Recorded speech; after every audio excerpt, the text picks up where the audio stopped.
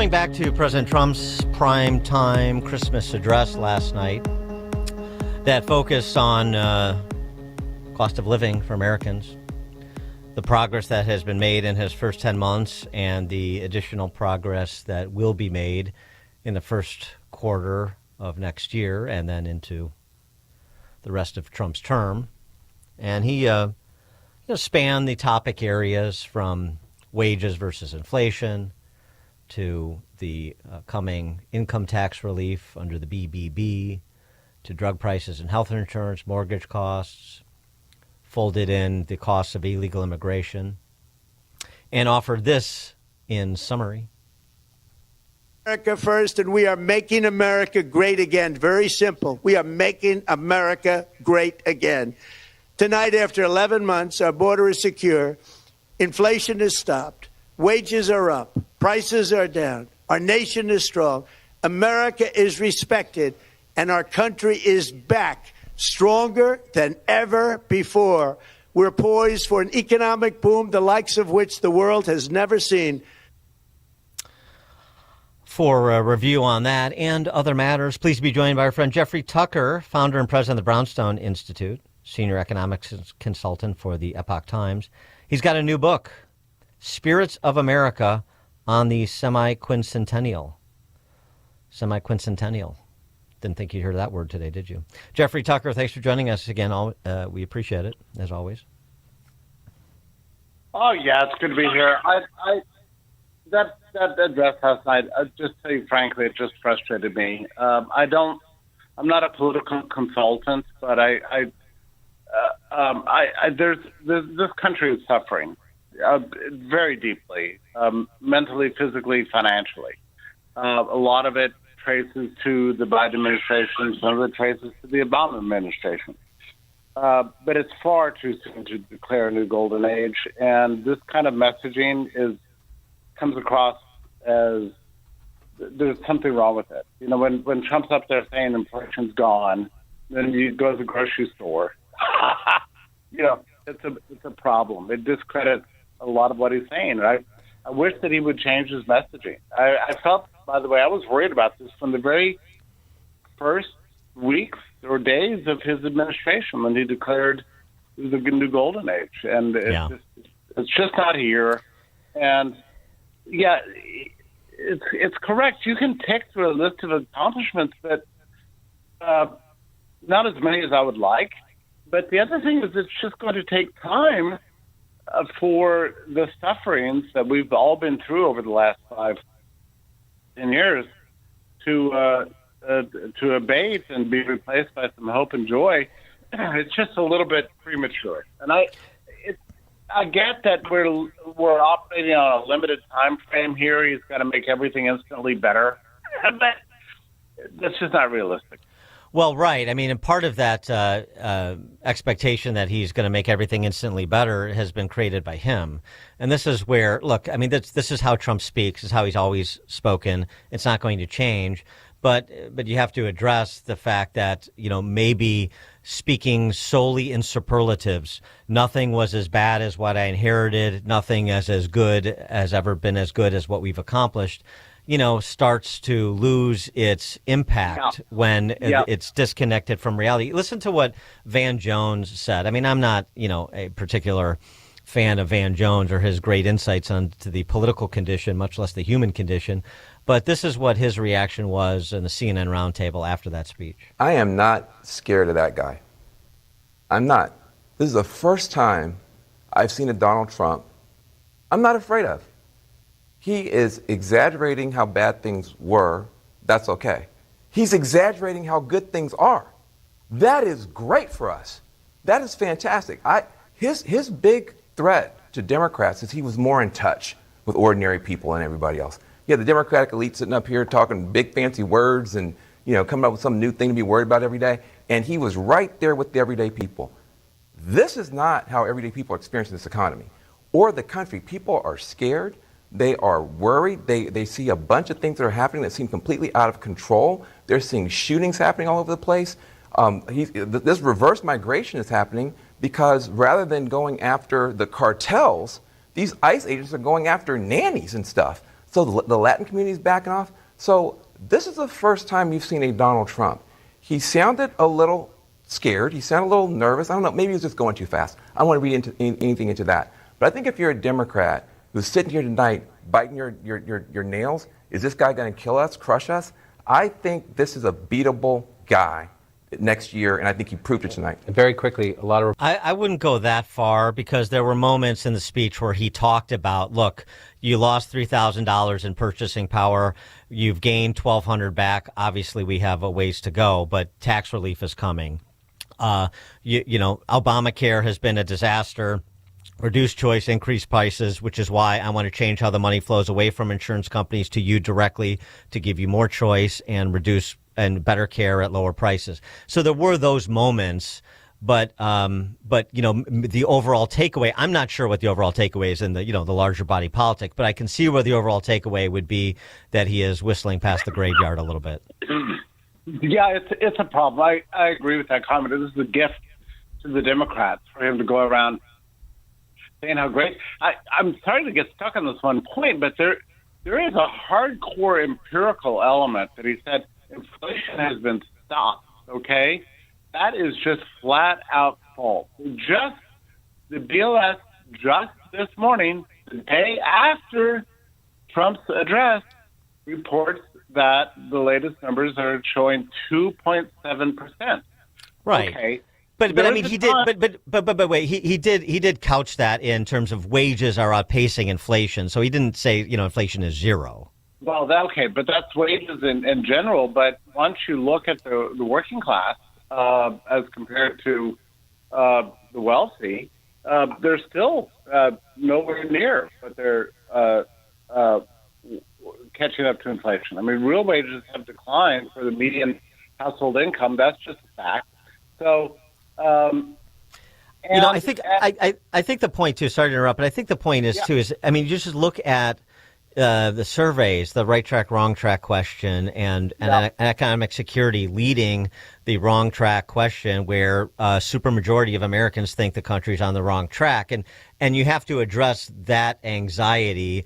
And sometimes just sort of coming over the top and saying we're making great progress and it's going to be the land of milk and honey, and when the tax cuts kick in, is just creating some very high expectations. That is right, and I don't know. I feel like he's missing the mark. Like right now. We have a disease epidemic, chronic disease epidemic in this country with disability, mental illness, substance abuse, deep financial strain, the crime problem, the DEI problem. Trump has done great things to begin to reverse some of this stuff, but it just takes time, and I don't think it's wise for Trump to own everything that's going on. I know there's some bit of subtlety here. He's still blaming other things, but in a speech like this, you have to have just one message. And I think I know you're suffering, but I'm doing my best. I've got a lot of barriers in front of me. The courts are still after me. We need to get the Democrats out of the way to reform health care. Whatever he wants to say would have been better than anything that would take responsibility for this business situation. I think he's implemented a lot of fixes, but a lot of those fixes are going to take time. So one other point I want to make about this, I'm sorry to go back to this inflation issue again, but he is urging the Fed to lower interest rates. That is going to create what's in effect quantitative easing, which really does risk a second wave of inflation. This is my number one concern. Yeah. And we are going to see, inflation clocked in at 2.7 this morning. That's much higher than it was in the immediate aftermath of his inauguration, which miraculously, for about a month, inflation fell to 1%. That's about where we need it to be. In the meantime, it keeps ticking up and keeps ticking up.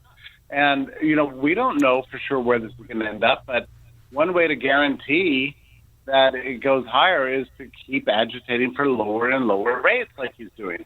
And I don't know if it's that he doesn't understand the connection between Federal Reserve policy and inflation, or what's happening here. But this is, I think he wants the markets to perform well and people to be happy about what their 401ks look like. That's what I think. yeah, he's looking at it from a financial point of view. You always want the lowest rates, and Wall Street loves low rates, right? So Right. I think you might be right, but this is very short-term thinking, and we've already got into the quantitative measure of monetary aggregate is higher now than it's ever been. Quantitative easing is already a thing, and it's very worrisome. There's another factor, too. We're not spending. In the old days, the U.S. could avoid the consequences of monetary expansion by all the outgoing dollars. Like, we used to spend a lot more on imported goods. That meant that we get the goods and get rid of the paper, right? But now, with the trade deficit falling as dramatically as it is, and it is falling dramatically, those dollars are staying home and increasing the velocity of money domestically, risking the setting off of lower purchasing power per dollar unit. So that's a perverse kind of effect you wouldn't have expected, but there it is. I wanted to get your reaction to something else. I know you posted about it on X. This interesting report by Matthew Schmitz over at Compact, looking at the hiring of millennial white men in professional America over the last decade, between 2014 and 2024. White men dropped from 48% of entry-level TV writers in 2011 to 12% a decade later. In academia, from 39% of humanities tenure-track hires at Harvard to 18% over the course of a decade again. UC Irvine, 64 tenure-track professors hired in humanities and social science since 2020, only three out of 64 white men.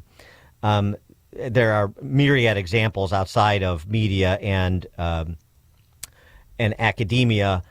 Medical schools, at Amazon, mid-level managers fell from 55.8% white male in 2014 to 34% in 2024. At Google, white men went from nearly half of the workforce to under a third. Journalism, et cetera, et cetera. The point here is there was a concerted effort at the height of DEI, which ramped up between 2014 and 2024, to exclude white male millennials from the workforce. And when you do things that are rooted in identitarian politics, you create all sorts of negative externalities, just like if you discriminate against any other race based on their race as opposed to their talent and ability. And this is something that has to be addressed. That article was extraordinary, and it highlighted a point I had not considered, which is that the impact of DI is generational. They can't, because of tenure, because of a lot of things, they can't just fire old white men, right? They're there. But in order to make the numbers look prettier, the young white men are the ones who bore the brunt of the hardcore discrimination in many, many professions. I had not ever considered that point before reading this article. And by the way, the title of the article is "The Lost Generation," specifically to the point you're making. Absolutely stunning. I mean, the point he's making is obvious once you think about it. Of course, it's going to be, anybody entering the workforce after 2014, so basically 11 years ago, was targeted. White men were targeted as having to bear the brunt so that the overall numbers would look prettier for purposes of compliance with the standards. So you've got a whole generation of men, white men, that feel themselves to be hardcore discriminated against based on their biology. This is not anything you can change. Right. It's not as if there's any switch and you chose to be a white man. This is just who you are. And because of who you are, you're being hobbled in your professional prospects. I mean, this is precisely what civil rights legislation was designed to prevent. And yet you've got a whole generation of white men who know very, very well that this is a policy, and it's making them bitter and alienated and furious at an unfair, essentially un-American system. It's a scandal. Yeah. And maybe the parents of some of those white men want to take judicial notice of this too. Yeah, and it just also, the other thing I took away from that article is it's going to take a lot more than a few executive orders, to fix it. Yes. The problem is so deeply embedded and endemic in all of the sort of laptop professional class jobs everywhere. Media and academia everywhere.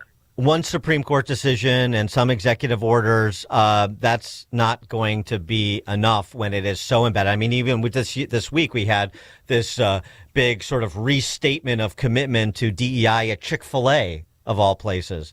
And so it is still very much there. I mean, maybe Robin DiAngelo and Ibram Kendi aren't enjoying the speaking fees they did a few years ago, but what the damage that they helped to engender is still very much present and continuing to inflict damage. Yeah, I have to admit to being a little naive. I thought when Trump took office, all this stuff would be unfashionable, that we'd turn the corner. But it seems like it's going to take a lot more than that. And all these institutions are actually doubling down on their DEI policies as a way of demonstrating their commitment. The other point he made was really chilling. If you're a white man and seeking to get into one of these lines of professional class work, you have to go out of your way, like above and beyond, in declaring your fealty to DEI agendas in order even to get in the door. So if you're a white man being hired in academia, you have to sign a pledge. You have to, your research program has to be about DEI. You have to, essentially apologize for being white and being male in order to make any progress there. That approaches Stalinist level discrimination. Before we let you go, I did want to give you an opportunity to talk about your new book, Spirits of America. Yeah. It's how to live the Epicurean life in America. Well, everybody really likes the book, I have to say. I've gotten more compliments on this book than anything I've ever written. And it's not, I wouldn't say it's necessarily political at all. It's just a sort of a deep reflection on the core values that built this country, many of which we've lost, that all of which we need to reclaim as we visit the 250th anniversary. The themes were taken from a book by Eric Sloan that's been forgotten. It was written 50 years ago. It's been forgotten. In fact, it's out of print. So I wanted to bring the book back in print, but I was unable to. So I thought, well, I'm just going to write a book about the book. But I like it because it's something that everyone can read, regardless of your politics, and it really does speak to sort of fundamental values, about work and patience and frugality and a lot of the values that built this country that we've either taken for granted or completely forgotten. So that's the purpose of the book. And it's short, but it's the only book I've ever written that I keep a copy right next to me on my computer and pick it up and read it during the day to remind myself of the lesson. Yeah. Very good. Jeffrey Tucker, founder and president of the Brownstone Institute, senior economics columnist for the Epoch Times. His new book, pick it up. Great stocking stuffer. Spirits of America, Jeffrey Tucker. Jeffrey, thanks for joining us again. Appreciate it. I appreciate the airtime. All the best. All the best. Merry Christmas. And Jeffrey, join us on the Turnkey.Pro answer line. This is Chicago's Morning Answer. Santa's coming to town. Oh, my God. On AM 560. Santa here? I know him. The Answer. We couldn't decide if we needed in-home care for Dad. Right. Just some help here and there with bathing, organizing his meds, a walk through the neighborhood. Oh, exactly. But everywhere we looked, we had a 4-hour minimum. It was more care than he needed. And it didn't make sense to spend extra for it. Then we found Senior Helpers of Naperville Southwest.